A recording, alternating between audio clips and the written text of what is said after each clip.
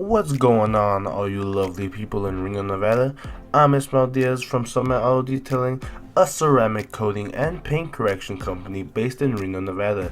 In this video, we are taking care of one of our maintenance clients, GMC Sierra 2500 HD, cleaning the wheels, washing the paint, and making sure that we keep the exterior clean because this car has been ceramic coated. So we are making sure that we get the full lifetime out of that coating by doing some basic exterior washing. Now in Reno, Nevada, it is very easy to see ceramic coatings degrade over time because of our extreme weather like snow, sleet, hail, and all kinds of things.